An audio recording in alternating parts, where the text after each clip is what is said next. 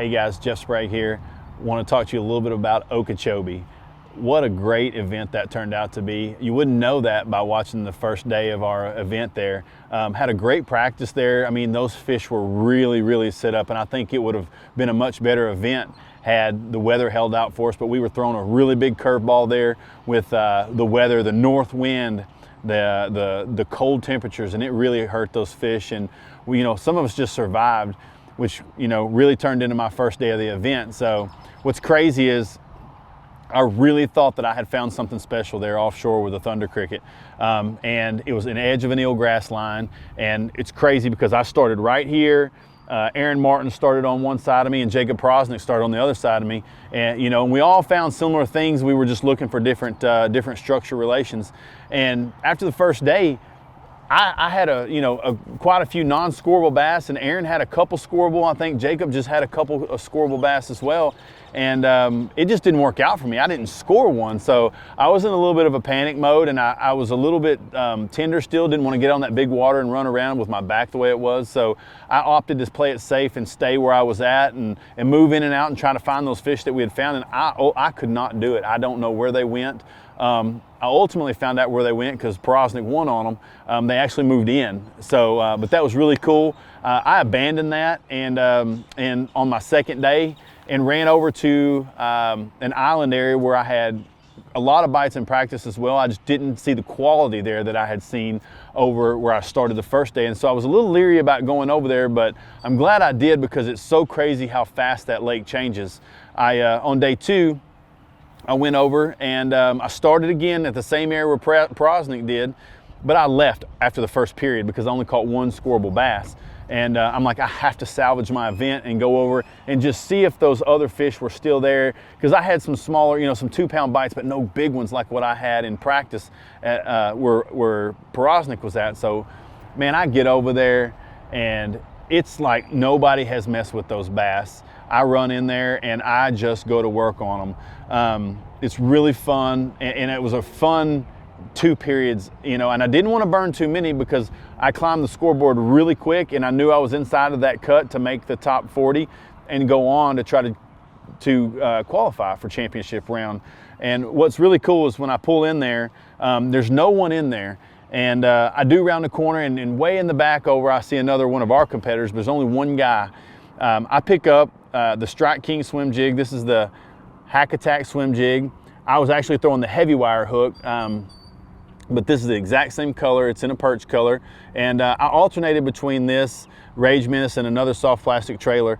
But those fish would wake over from 5-6 feet away, just make a beeline right for it and just smash it. Super cool, super fun way of catching them. I'm talking about just like wear your shoulders out type of fun. And I really had a great second day of the event, which put us in, the running to go and qualify for the championship round. So we didn't get a day off. We got to go right back out the next day, and I'd kind of laid off those fish, and I was kind of excited because I could see some spawners. It was clear water in there, and I didn't have a lot of pressure. That all changed on the elimination day when we go back in. Man, we kind of had quite a few local guys show up in there. And then I found out that Wheeler's in there as well. We had been fishing opposite days, so we hadn't been fishing around one another, but come to find out we'd both been in there, it was okay. Had either one of us had that to ourselves, we probably win the event. But when you split the fish down the middle and let guys catch them like we did, then it divides up the fish, but that's part of this game. But again, I went in there on the cut day and continued just to throttle them on the swim jig.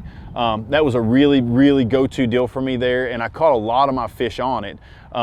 Just a lot of catches, and they were all like 2 3/4 all the way to like 3 3/4. That was pretty much the cut day to make championship round. All those fish were just good quality fish, and so I was really excited to get back in there for the championship round when we did make it.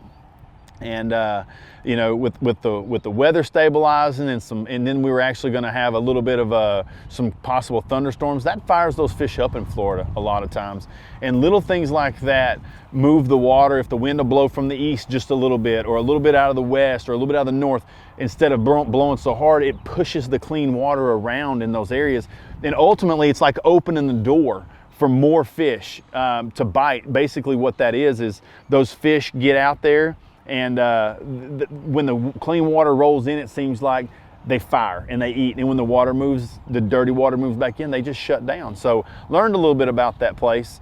And we made the top 10. So now we get to go to Championship Sunday, or just Championship Round. We've always known it referred to as Championship Sunday, but it's actually Championship Round. So I was excited to get back out there. I was a little nervous because I knew I'd burn up some fish, but we got there and it was a little different. There was very little to zero wind, and championship morning I pull in there, and you know, I'd been fishing that swim jig, but I saw some fish that were really right underneath the surface before lines in, and so I had a gurgle toad tied on. This is just a green pumpkin and silver gurgle toad with a 5/0 screw lock wide gap hook, no weight, and I picked this up and went to work that morning. I caught the first one was just over 5, it was almost a 6-pounder, and then lost several big ones, and I didn't realize that those big ones had moved in. It took me a while, because all of a sudden I noticed that all those fish that I were getting to bite in previous rounds, they weren't biting anymore. They weren't small ones. They're all giant fish. That's what was really crazy to me, and it took me some time to realize what had happened. So basically, that wave of males had been in there and set up on those beds and had been there for, you know, a lengthy period of time. I'm going to go on a limb and say, you know, a week, you know, as long as we've been there. And when I went in there and practiced and got the bites, and then when I went in there every day, it got different. It got better and better and better, meaning they went from little males barely being 2-pounders when I was in practice, that I was a little skeptical about going, to where some smaller, or some small females and some larger males moved in, all the way up to when championship round, overnight, the females showed up and they were chomping. I caught several of my big ones that day on the gurgle toad, and then the remainder of them, I really fished hard on the swim jig. Lost several really big key fish there that would have probably put us, you know, in a much better position to do better in the event. We ultimately finished top 5, but I learned something about those fish, because how quickly they can change. You can't give up on them if you go into an area and it feels right and it looks right. You have to go back again and check it again. And if you don't, you could miss out on it. A guy could pull in and he could do it just on a whim because he had the bites there. And you'll notice that a lot of times when you're in a tournament, or when you go into a tournament setting, you're in practice and you find the big ones, okay? Like you're in practice 2 or 3 days in advance and you're like, man, they're loaded in here. Well, then you go back in the tournament and you can't get a bite, or you can't get a big female to bite. It's because those fish came in, they did their business, and they moved back out.